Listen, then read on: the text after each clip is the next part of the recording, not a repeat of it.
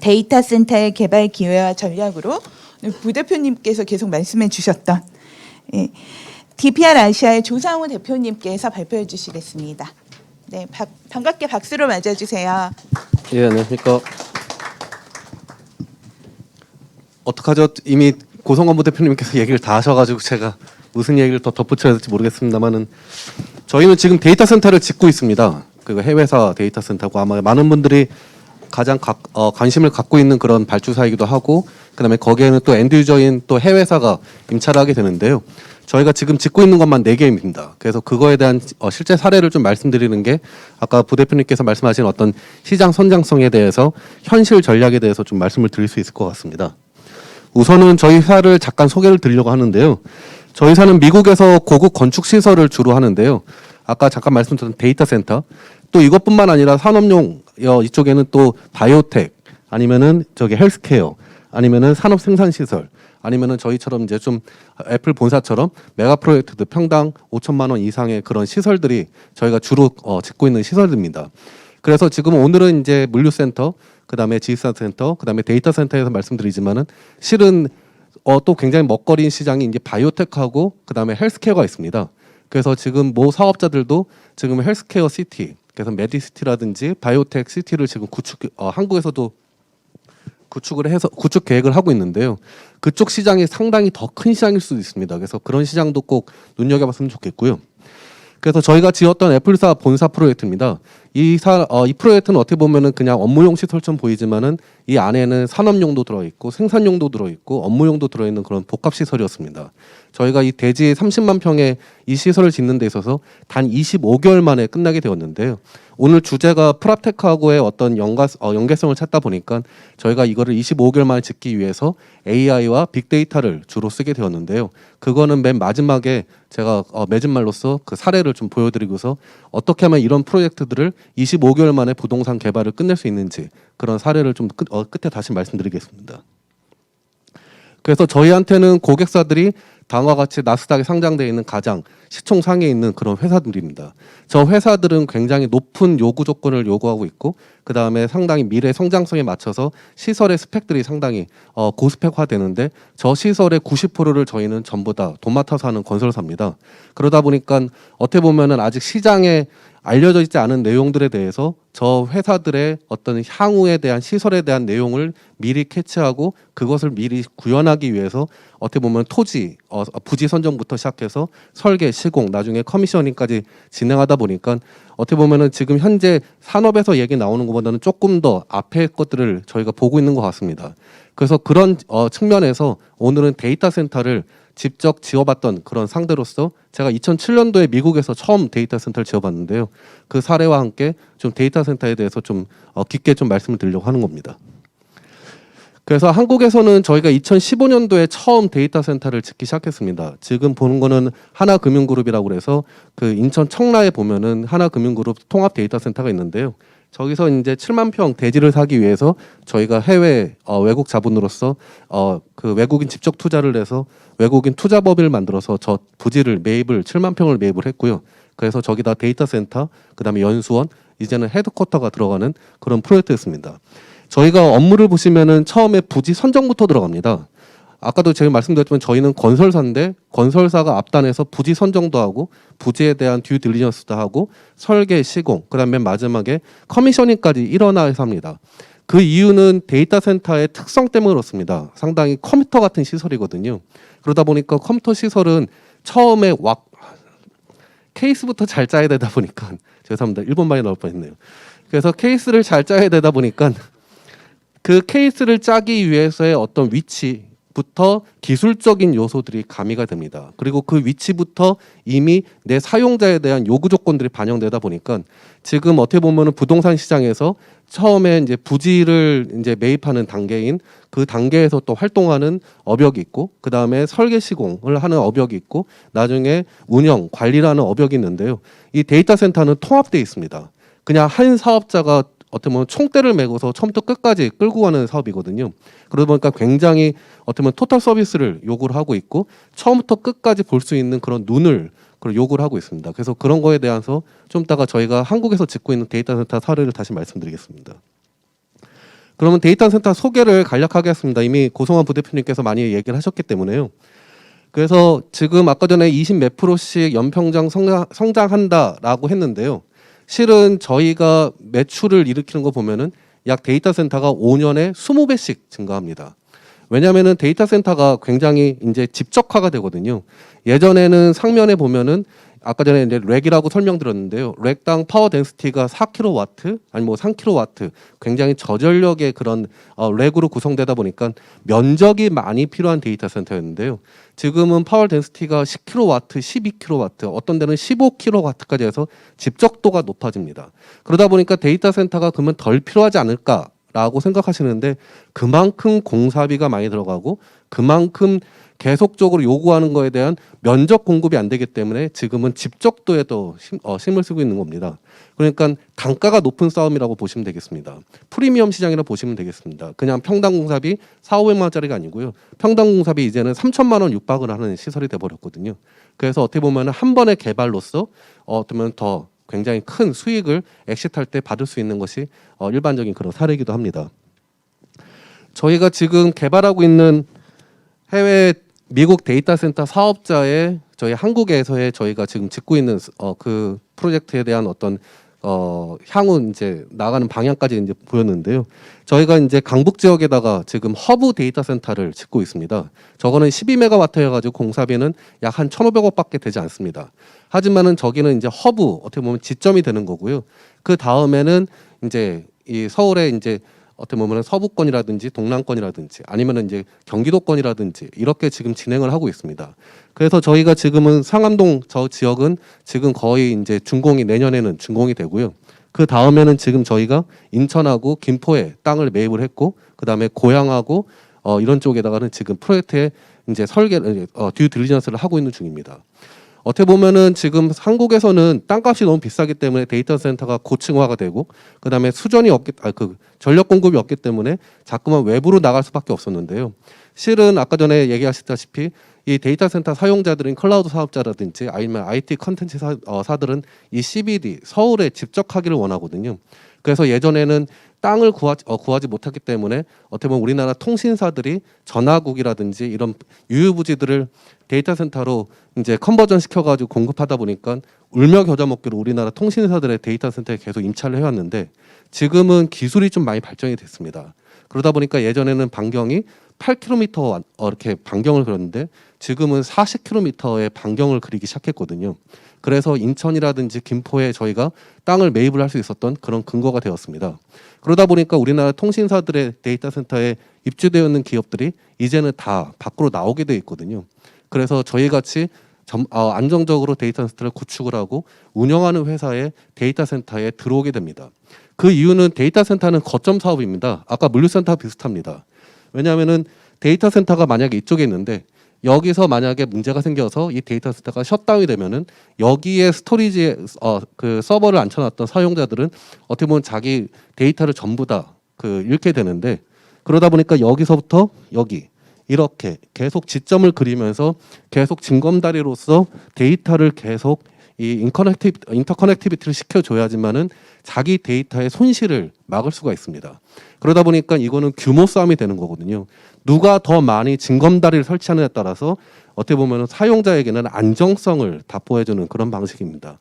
그래서 상당히 많은 자본들이 들어오게 됩니다. 이 사업자만 하더라도 이미 한국에 1조 정도를 파킹을 해놓고 땅을 어떻게 보면 닥치는 대로 사고 있습니다. 그만큼 수요가 있다는 얘기인데요. 기존에는 어떤 레포트에 보니까 한국에 이제까지 IT 로드가 한 500메가와트 정도의 데이터 센터가 구축돼 있다고 하는데요. 이 사업자 한 사업자만 해도 지금 향후 3년 동안 500메가와트를 공급할 예정입니다. 그만큼 데이터 센터에 대해서 좀 어떻게 보면 이제 보안 시설이다 보니까 그런 수요라든지 공급이라든지 이런 것들이 정보가 좀 비밀리에 있지만은 그만큼 데이터 센터는 폭증하고 있는 시장입니다. 그러다 보니까 이거는 부동산 개발 쪽에서는 절대 놓쳐서는 안 되는 그런 신사업이기도 합니다. 그래서 들어가는 이제 어떻게 보면 사용자, 아까 이제 사용자를 말씀하셨는데 이제 테넌트죠, 엔드 유저들. 테넌트의 군들이 다음과 같습니다. 저희가 이제 상암동에 짓는 거는 어느 정도 테넌트가 태핑이 다 끝난 상태거든요.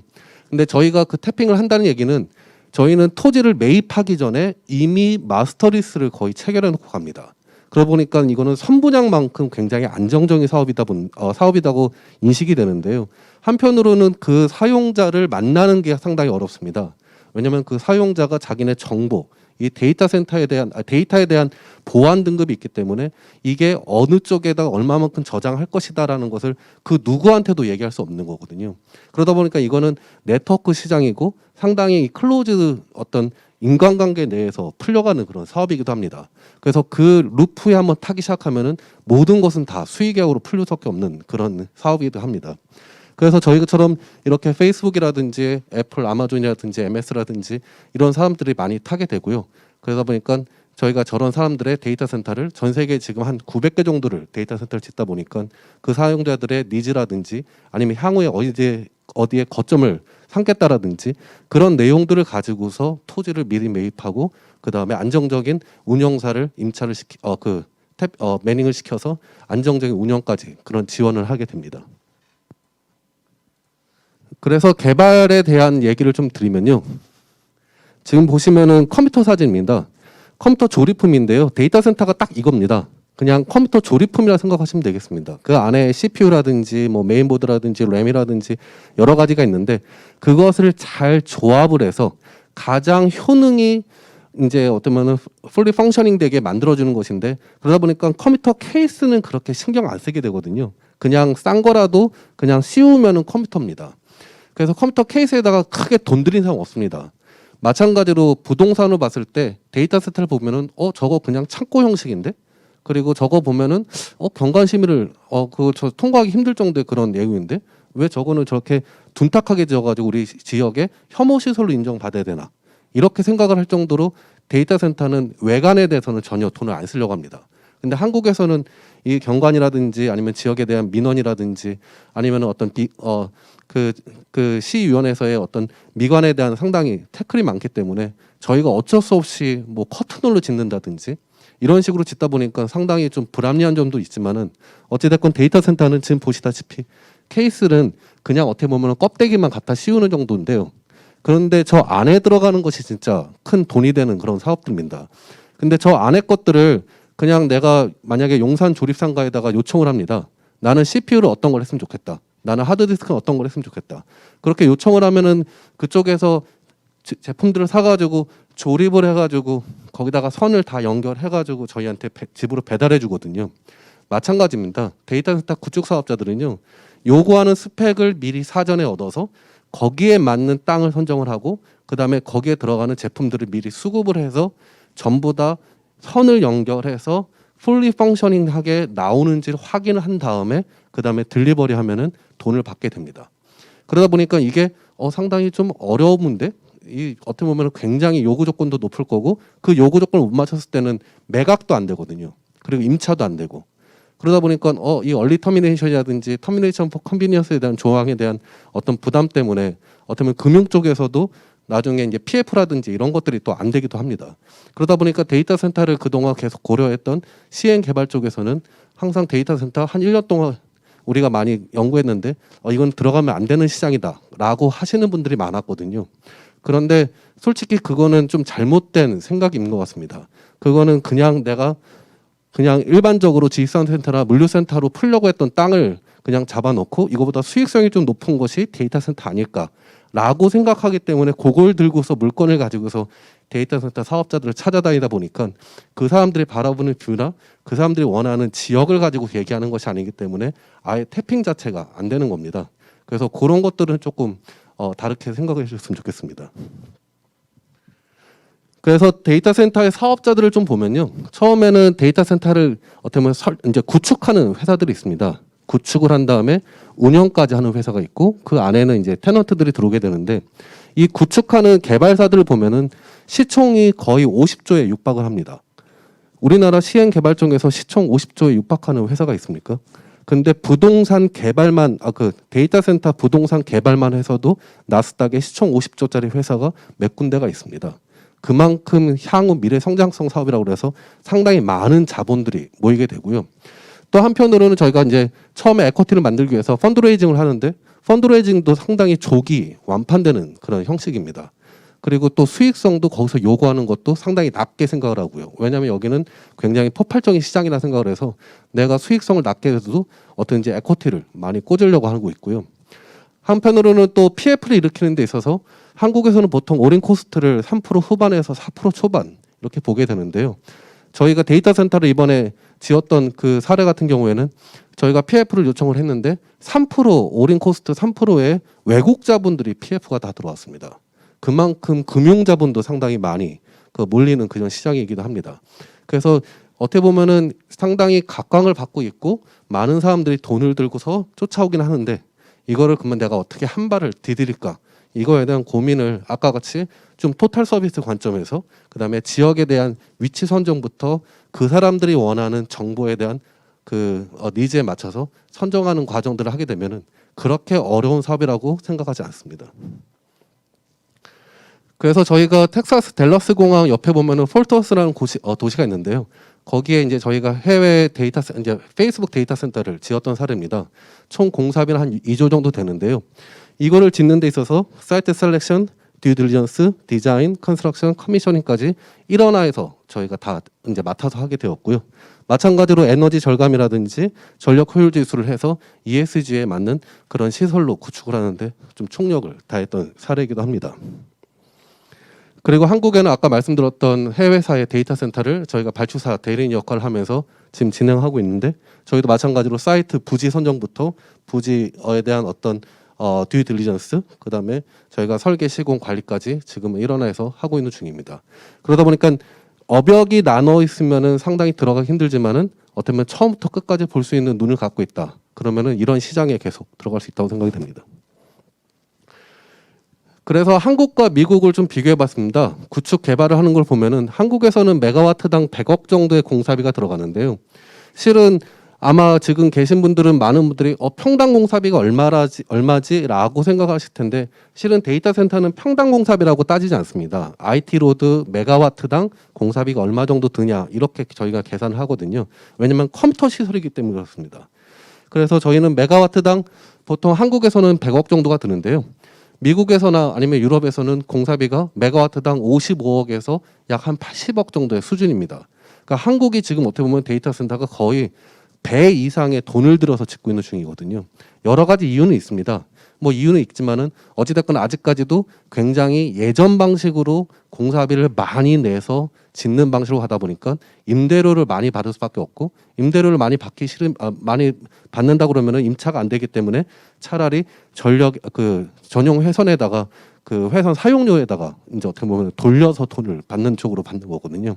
그래서 그런 것들을 이제는 한국에서 들어와서 활동하는 클라우드 사업자들이 더 이상 속지 않겠다라고 생각을 해서 자꾸만 이제는 거기서 그 한국에 있는 시설에서 나와서 해외사들이 짓는 시설에다가 임차를 들어가려고 하는 겁니다. 그리고 데이터 센터를 보더라도 임차율이 처음에 마스터 리스트로 100%를 다 채우면 되는데 그 채우는 속도가 있습니다. 그래서 처음에는 데이 1에는 한 50% 정도 채워놓고 그 다음에 계속 순차적으로 채우는 역할을 하게 되는데요. 그러다 보니까 조금 더 초기 자본을 적게 들어가고 그 다음에 신속하게 짓기 위해서 오른쪽과 같이 모듈라로 지어서 아예 그냥 탑쌓기 형식으로 지어서 가는 경우도 있습니다. 그래서 저희가 뉴저지에다 지었는데요. 한국에서도 모 건설사가 저 방식을 지금 도입하려고 그러는데 실은 한국 현황하고는 좀 맞지 않습니다. 저 시설은 이제 가변성이라든지 아니면은 아까 전에 고성관 부대표님 말씀하신 것처럼 지역에 대한 어떤 소규모로 거점을 유치하기 위해서 짓는 그런 시설이었기 때문에 약간 특수 목적 있는 그런 시설이었기 때문에 저런 공법들도 있다는 것으로 가름하도록 하겠습니다. 그래서 마지막으로는 컨택하고 저희가 그러면 어떻게 연결하느냐. 실은 이제 프랍텍 했을 때 뭐 중개라든지 관리 쪽에 이제 프랍텍에 대한 회사들이 굉장히 많습니다. 저희도 미국에 저희가 직접 투자를 그래서 벤처스도 하고 있거든요. 그래서 저희가 13군데 정도를 직접 엑셀레이팅도 하고 아니면은 저희가 회사에서 아예 자본 투자를 해서 저희가 회사를 세우기도 했는데요. 그 중에 보면은 저희도 이제 컨택이라고 해서 그 어떤 뭐 개발 시공 쪽에 그 프랍텍 회사들을 가지고 있습니다. 그 회사들에 보면은 지금 보시다시피 데이터 센터를 짓는데 모든 것을 AI로 공정표를 짭니다. 일반적으로 그냥 사람이 그냥 초기 계획 단계에서 사람이 그냥 기존의 실적 공정표를 가지고서 공정을 짜면은 그게 사업 일정이 정확치가 않거든요. 그러다 보니까 AI가 지금 보시다시피 가장 최적의 동선들을 바둑에 수를 두듯이 알파고와 똑같습니다. 저희가 2012년도부터 알파고의 엔진을 활용하기 시작했는데요. 알파고가 수를 두듯이 이 작업 동선이라든지 아니면은 작업팀의 방식이라든지 어떤 동선 계획이라든지 이런 모든 것들을 반영을 해서 이 사람들이 어떻게 공사를 하는 것이 가장 최적화된 시퀀스다라고 자기가 AI가 수를 두게 됩니다. 그 수에 따라서 자기가 공사비와 공기에 대한 어떤 추이를 보고서 공정표를 만들어내는 겁니다. 실은 이렇게 해서 짓게 되면은 저희가 일반적으로 그냥 사람이 하는 그런 공정표보다 정확도는 98% 정도가 더 정확하고요. 한편으로는 인건비가 상당히 줄어들면서 보통 인건비가 한 20%, 그다음에 공기는 약 한 10% 정도가 AI를 통해서 줄어들게 됩니다. 그래서 개발 쪽에서는 이런 컨택을 활용해서 어떤 프라텍의 관리 내에서 활용하기도 합니다. 그리고 공사비도 마찬가지인데요. 공사비도 그냥 실적 단가를 가지고서 하게 되는데 저희는 이걸 전부 다 빅데이터화 시켜서 하게 되거든요. 그래서 빅데이터 컨택 회사를 또 저희가 소유하고 있습니다. 저희가 직접 투자를 해서 직접 만드는 회사고요. 지금 보시다시피 데이터 센터를 짓는 데 있어서 그 공사비를 빅데이터가 저희한테 실시간으로 공사비에 대한 추이를 보고를 하게 됩니다. 저걸 통해서 처음에 사업 계획을 시작해서 나중에 시공이 끝날 때까지 어떻게 보면은 정확한 그 사업에 대한 추이를 가지고서 갈 수 있기 때문에 사업의 안정성을 답보하는 그런 방식이기도 합니다. 예, 여기까지가 데이터 센터에 대한 얘기 드렸고요. 그리고 그거에 대해서 저희가 컨택, 그러니까 프라텍에 대한 어떤 기술들을 어떻게 쓰는지에 대한 소개를 좀 드렸습니다. 예, 정말 저도 시간 가는 줄 모르고 다 들었는데요. 뭐 지금 여기 오신 분들 중에 한 반 이상은 부동산 개발협회 회원이시기도 한 걸로 알고 있는데 지금 개발업계 화두잖아요. 데이터 센터에 대해서 지금 궁금하신 점, 저희 여기 청중에서 하나 그리고 온라인에서 하나 정도 질문 받기로 하겠습니다. 궁금하신 점 없으신가요? 네네.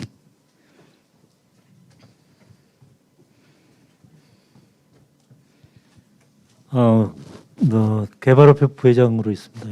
예. 저희도 데이터 센터를 한번 봉사를 추진하려는데 굉장히 어렵더라고요, 생각보다. 그리고 지금 그렇게 추진하는 거 외국에 있는 그 유저들을 동원해서 하는 건데 국내에도 그런 데이터 센터를 짓는 요구하는 데도 분명히 있을 텐데 아직까지 국내에서는 그쪽에서는 수주를 하신 적이 있는지. 두 번째는 데이터 센터를 지을 때 제일 중요한 게 뭐냐 그거를. 그러면 그 아까 전임의 그 설명했듯이 그 아일랜드 그 해저 속에다가 그 추운 바다에다가 넣어서 데이터 센터를 짓다고 했는데 그렇다면 거기에는 그 열에 대한 냉각하는 거하고 그다음 전력이라든가 이런 것들이 소요되는데 그런 부분에 대한 거를 국내에서는 어떻게 조절하는지 그 질문하겠습니다. 저희는 한국에 아직은 시공으로 진출하지 않은 사인데요. 실은 그러다 보니까 저희는 발주사 대리인 역할로 주로 하게 됩니다. 그래서 해외사들의 데이터 센터가 한국에 이제 들어오게 되는데 저희가 아예 처음부터 발주사 대리인처럼 부지 선정부터 아예 우리가 다 맡아서 하게 되는데요. 실은 데이터 센터를 생각할 때 그냥 쉽게 생각하실 때는 이렇게 생각하시면 됩니다. 제가 뭐 회사라고 말씀드려서 좀 죄송하지만은 그냥 롯데백화점 생각하시면 됩니다. 실은 이제 롯데백화점은 이제 어떻게 보면은 거기 안에 이제 샤넬 매장도 있고 에르메스 매장도 있고 그냥 롯데백화점 하면은 저기 어느 지점 가면은 저기는 내가 뭐가 구성되어 있는지 확인하지 않아도 저기 가면 의뢰 이런 상품군은 항상 입주가 돼 있지라고 생각해서 믿고 그냥 롯데백화점을 가거든요. 그럼 롯데백화점 가면은 그 회사들 그 입주사들 다 들어가 있습니다. 다시 말씀드려 그 입주사들이 들어올 때 내가 인테리어를 하고 내가 입점 공간에 대해서 미리 사전에 디자인을 가지고 얘기하는데 그거를 건설사하고 얘기하지 않습니다. 그냥 부동산 개발하는 회사는 롯데백화점의 시설팀이나 아니면은 그 개발 쪽하고 얘기를 하거든요. 그리고 여기서는 자기네들이 입주사들하고 얘기를 해서 입주사들의 요구 조건들을 나중에 저희가 이제 코어앤쉘이라고 하는 어떤 껍데기 건물을 지어주게 되면은 그 다음에 자기네들이 이제 거기다가 어떻게 TI를 하게 되는데요. 실은 그러다 보니까 데이터 센터를 구축 개발하고자 하는 시행 개발 쪽이나 건설사나 설계사들은요. 롯데백화점 역할을 하는 데이터 센터 운영사를 만나야 됩니다. 왜냐하면은 아마존이나 아마존 애저라든지 AWS라든지 MS 애저라든지 이런 회사들 절대로 여러분들하고 얘기하지 않습니다. 왜냐하면 다 보안이기 때문입니다. 데이터는 정말 보안이거든요. 그러니까 그거를 누구한테 오픈 스펙으로 그다음에 오픈 비딩으로 입찰을 해가지고 내가 뿌리느냐 절대 그러지 않습니다. 그 회사들은 자기네들이 롯데백화점이나 현대백화점 이런 회사들 몇 군데하고만 비밀리에 얘기하고요. 대신 이사들이 그러면은 내가 총대를 메고 처음부터 끝까지 구축 개발을 자기가 맡아서 하기 때문에요. 그런 회사하고 얘기를 해야 되는 게 이 구축 개발에 대한 어떤 첫 번째 단계이기도 하고요. 그다음에 두 번째는 데이터 센터 지을 때 실은 아까 전에 ESG 말씀드렸는데요. 실은 별로 ESG와 관계 없습니다. 에너지 효율은요. 그냥 관리비 낮추기 위해서 저희가 여러 가지 방법을 쓰는 건데요. ESG 별로 머릿속에 두지 않습니다. 왜냐면요. 신재생 에너지를 가지고서 데이터 센터는 절대 운영할 수 없습니다. 불규칙한 공급을 가지고 전력 공급을 가지고서 저희가 데이터 센터 운영을 한다. 만약에 그냥 이 업무 시설에서 불이 전기가 꺼졌다. 신재생 에너지를 쓰다가 그러면 사람들 그냥 층 내려가 가지고 그냥 집에 가시면 됩니다. 누가 죽거나 다치진 않지 않습니까? 근데 데이터 센터가 만약에 조중에 전원이 신재생 에너지가 공급이 좀 불규칙해가지고 끊겼다. 그러면 어마어마한 사건들이 터지게 됩니다. 여러분들 주머니에 있는 핸드폰에 갑자기 뭐 돈이 100억이 입금됐습니다라고 잘못된 그런 오도된 정보들이 들어오기도 합니다. 그러다 보니까 데이터 센터는 이중화, 삼중화 작업들을 하다 보니까요. 신재생 에너지라든지 아니면 ESG에 걸맞는 활동들을 하기보다는 이거를 통해서 인프라를 깔아놓고 그 다음에 기업들이 어떤 영위 활동을 할 때 그 회사들이 알아서 ESG 활동을 하라라고 요구하는 게 더 맞는 것 같습니다. 그런데 솔직히 ESG를 좀 같이 맞춰가다 보니까 저희가 이렇게 에너지 절감했었는데요. 이거는 그냥 관리비 측면에서 절감하는 방식이기도 합니다. 예. 네, 답변이 되셨는지요? 네. 그러니까 꼭 필수적으로 그 건물을 지으려고 데이터 센터 들어가면 그 공급해야 될 물이라든가 이런 것들이 충분하게 인근에 있어야 된다는 얘기를 하는데 맞습니까? 아닙니다. 지금은 기술이 예전처럼 수가 있어서 냉수 방식으로 공조를 해야 되는 방식들 그리고 뭐 그런 예전 방식들이 있는데요. 지금은 그렇게 짓지 않습니다. 그렇게 기술도 쓰지 않고요. 그런 것들은 오히려 돈도 많이 들고 시설을 어떻게 보면 넣기 위해서 빽빽하게 서버를 앉혀놔야 되는데 그런 시설 때문에 오히려 공간을 그런 어쩌면 내가 나중에 임대 공간이 줄어들게 되거든요. 그래서 저희는 그런 것들을 따로 하는 그런 개발 기술들이 있습니다. 뭐 연료전지라든지 이런 다른 방식으로 이제 풀게 됩니다. 네. 우선 온라인에 질문이 없어서 저희 한 분 더 계시면 질문을 받겠습니다. 아니면 제가 질문 하나만 드려도 될까요? 네. 아까 말씀하셨는데 이제 저희 같은 경우는 BTS 방식으로 물류센터나 상업시설을 개발을 했었는데 엔드 유저를 미리 맞춰놓고 그들의 목적에 따라서 지어주는 그런 방식으로 개발을 했었습니다.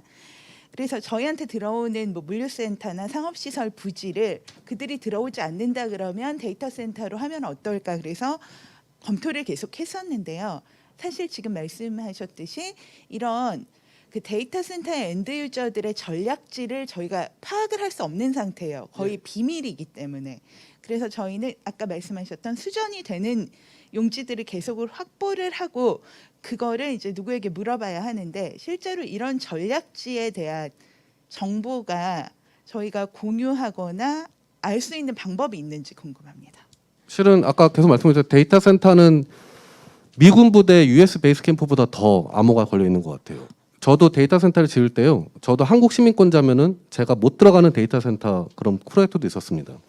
실은 데이터 센터를 얘기할 때 아까 이제 위치 얘기하셨는데 저희도 이제 물류센터를 지금 2건을 하고 있거든요. 그래서 하나는 자산운용사, 하나는 개발사와 같이 하고 있는데 이 물류센터는 어떻게 보면은 내가 토지를 준비를 하고 설계를 달려서 인허가 시점이 되면은 어느 정도 그때부터 화조하고 태핑을 한다든지 아니면은 나중에 선 매입사들 하고 태핑해서 그쪽에다가 인허가가 끝나면은 착공 시점에 이제 던지는 것이 보통은 이제 엑시트하는 방식들입니다.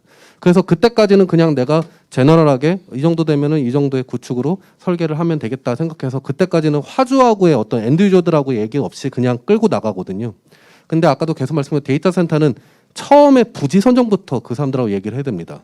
그게 부지가 잘못 잡히거나 위치가 잘못 잡히면은 아무리 수전이 되거나 아무리 싸게 짓거나 아무리 고급화 시설을 지어도 그 누구도 떠가지가 않습니다. 그래서 이제 어떻게 보면은 마스터리스를 체결하는 시점이 좀 다르다. 그리고 선매각을 하는 시점이 좀 다르다라고 인정을 좀 하셔야 되는데요. 그러다 보니까 처음부터 부지를 잡기 어떻게 보면은 그냥 예전 방식으로 풀면 안 될까? 그래서 우리나라의 건설사들 아니면 우리나라의 이제 모 기업들은 그다음 자산용사들이 지금 마음이 급하다 보니까 데이터 센터 부지를 이미 사가지고 인허가를 달리고 있습니다. 근데 그 사람들은 운영사라든지 화주들하고 그 테넌트들하고 태핑이 전혀 없거든요. 제가 죄송하지만은 그거 지어놓고 나중에 안 팔려가지고 안고 폭탄 터지듯이 가실까봐 지금 굉장히 걱정인데요. 그래서 지금은 그거를 스톱을 하시고 다시 원점으로 돌아오셔서 만약에 그게 원하지 않는 지역이다. 그러면 빨리 용도 변경해서 다른 걸 시설을 짓는 것이 맞습니다. 네. 되게 무서운 말씀이시네요. 깜짝 놀랐습니다. 네. 이제 아까 지금 말씀하셨다시피 이제 부동산 개발에 있어서 데이터 센터는 앞으로 되게 큰 대세가 될 것 같아서 모두 이제 궁금하신 점 있으면 대표님께 연락드리고 그 답을 얻어 가셨으면 좋겠습니다. 오늘 발표해 주신 대표님께 다시 한번 박수 부탁드립니다. 감사합니다.